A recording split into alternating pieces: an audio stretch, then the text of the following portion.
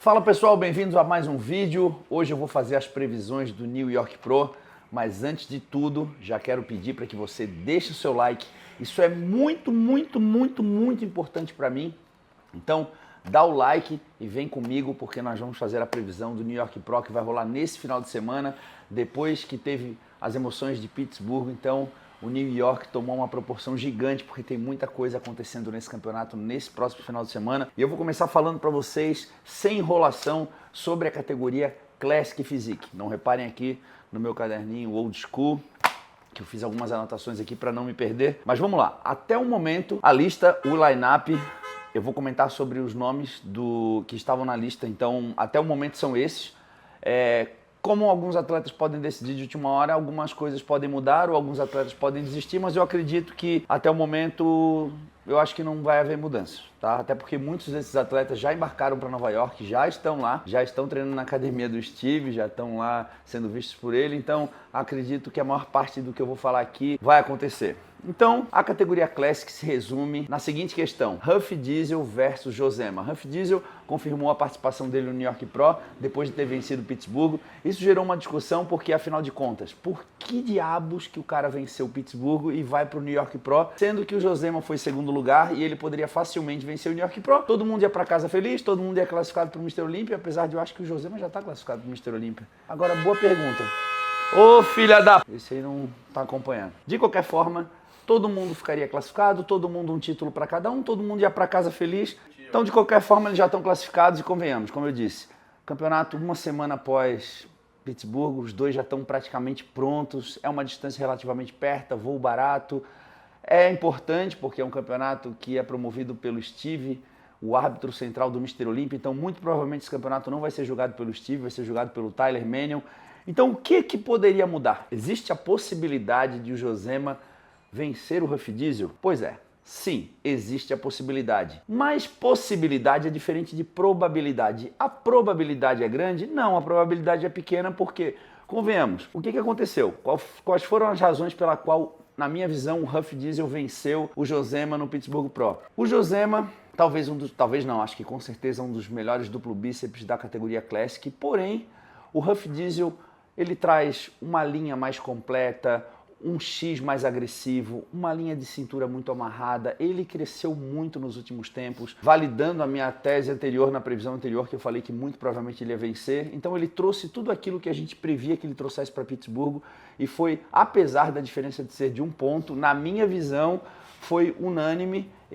Eu não tive dúvidas em relação à vitória do Huff Diesel, apesar de algumas poses do Josema parecer muito agressivo. Por que eu digo que o Huff Diesel, na minha opinião, vai vencer o New York Pro? Pelo simples fato de...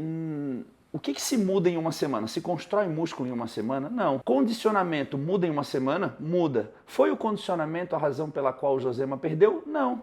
Então, mesmo que o Josema trouxesse um condicionamento melhor em uma semana, se o Huff Diesel trazer a mesma coisa que ele trouxe em Pittsburgh, muito provavelmente ele vai sair com o título. Essa é a razão pela qual eu imagino que ele vai manter o título. Agora, fisiculturismo é uma caixinha de surpresa, tudo pode acontecer, porque como eu disse, para isso acontecer, o Huff Diesel precisa obrigatoriamente trazer a condição. Ambos vão ter que controlar o rebote, ambos vão ter que passar por uma nova estratégia de finalização, então são elementos complexos, apesar de ser dois atletas experientes, o corpo muitas vezes ele responde de uma forma um pouco diferente no mesmo estímulo, então existe o fator imprevisibilidade, mas eu ainda acho que o Josema deveria trazer um vasto lateral, apesar de ele ter evoluído muito de outubro a maio, do outubro do ano passado até maio desse ano, ele aumentou mais as pernas, mas eu ainda acho que falta um abaloamento maior na parte do vasto lateral para ele conseguir trazer esse X mais agressivo, assim como o Huff Diesel. Então, na minha opinião, Huff Diesel acaba vencendo o New York Pro e dificultando ainda mais a vida do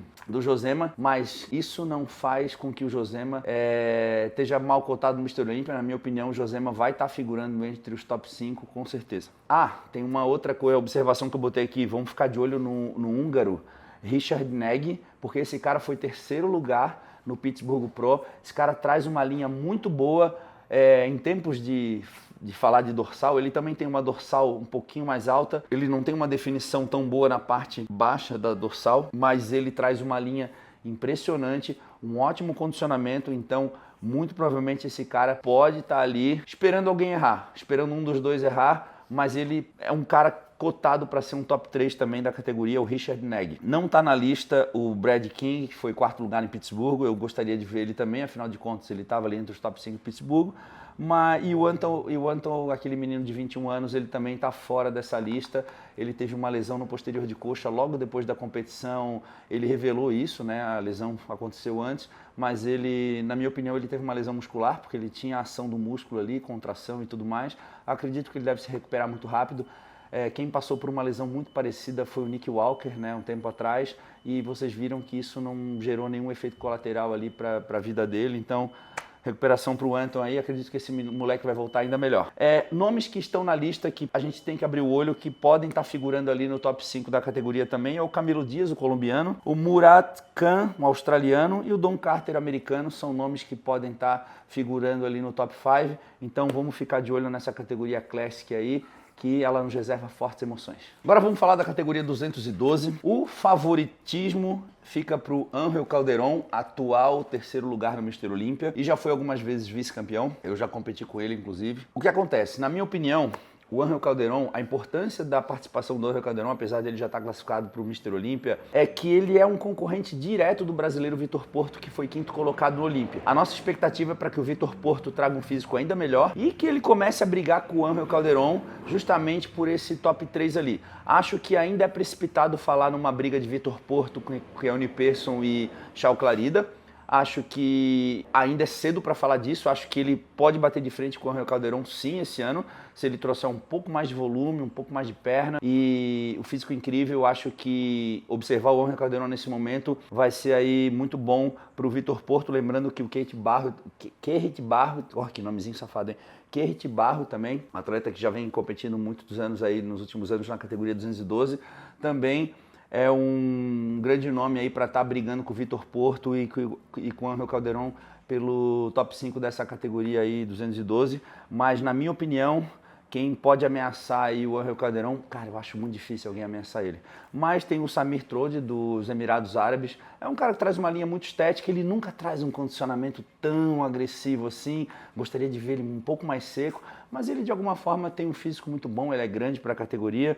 E é claro, né, a gente tem o nosso brasileiro argentino, Francisco Barrios, ele que pode ser uma grande revelação desse New York Pro. Torço muito para que ele bata de frente com o Ángel Calderón e faça esse confronto que eu estou tão esperando. Então, Francisco, boa sorte, a gente está aqui torcendo por ti. Eu acho que ele pode ser a grande revelação da categoria. Quem que pode brigar por esse top 5 junto com esses nomes que eu falei? Existe o Cody Drobot, um canadense, e o José de Jesus Hernandes Cavelina, do México. Então a gente vai ficar de olho neles, porque pode ser atletas que podem estar figurando nesse top 5.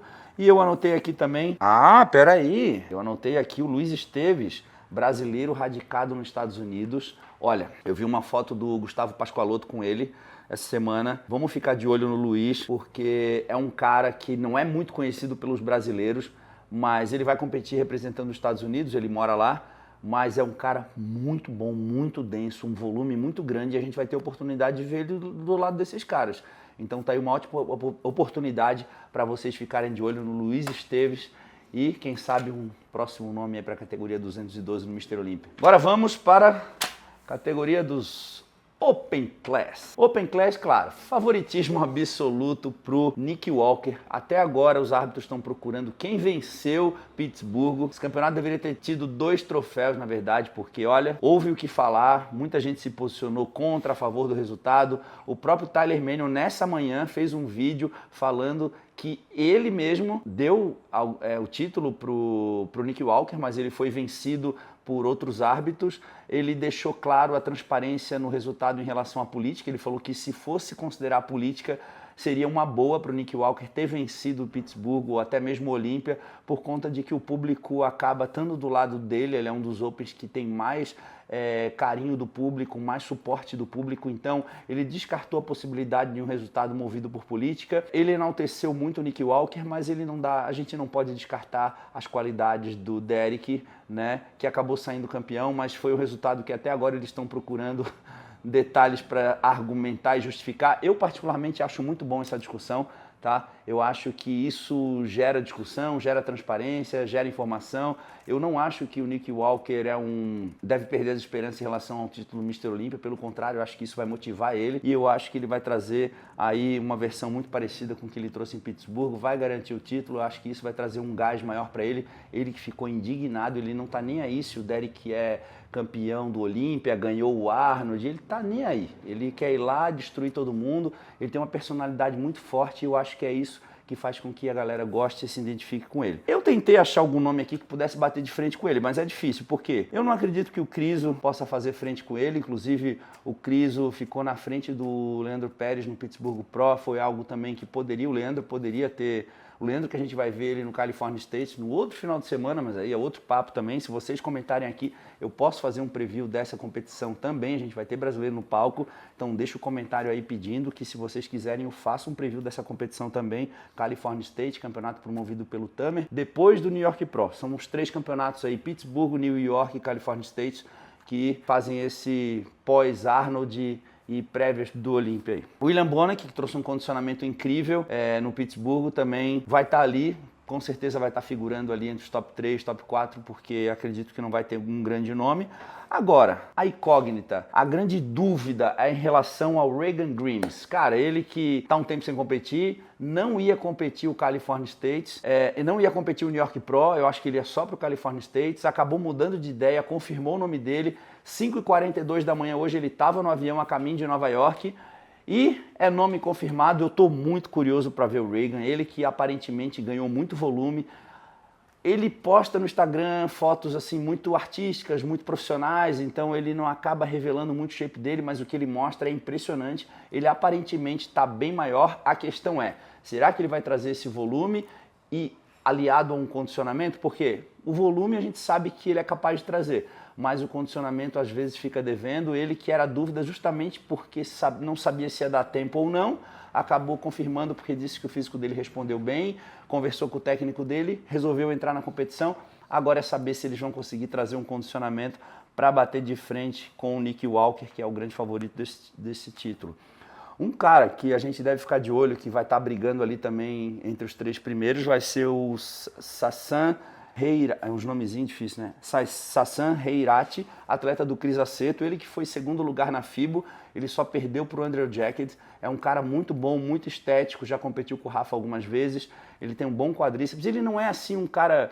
ele não é um Nick Walker, mas ele é todo completo, ele traz um bom condicionamento, ele traz um bom volume, boas pernas, boa simetria. Eu gosto muito do físico desse cara. E tem o tcheco Pavel Beran, que também não acredito que seja uma ameaça, acho que nem para o Sassan. E o Mark Daltrush, que é um outro nome que eu coloquei aqui, que pode estar aí brigando nesse top 5, mas acredito improvável que ele esteja brigando no top 3. Mas eu acredito aqui, se eu pudesse fazer uma previsão, eu colocaria o Nick Walker como campeão, o Sassan Heirati ali brigando no top 2, top 3. Agora vai depender se o Regan Grimes vai vir para o jogo ou se ele vai vir só para cumprir tabela e colocar o nome dele na lista.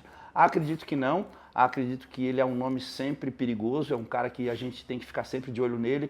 É um menino novo, tem um grande potencial, mas eu ainda não consegui ver o Regan brilhando como era uma promessa, né? Como a gente sempre achou que ele pudesse ter sido uma promessa. Anos vai se passando, a gente espera. Torço muito para que isso aconteça, quem sabe esse ano. É isso, pessoal. Essas foram as minhas previsões para o New York Pro na categoria Classic, 212 e Open. Então, se você gostou, deixe aí o seu top 3 de cada categoria, eu vou estar lendo todos os comentários. Se você não deu o like, dê o like, porque isso é muito importante para mim. Use o cupom CORREA no site da Maxitânio e no site da Arme. E até o próximo vídeo. Valeu!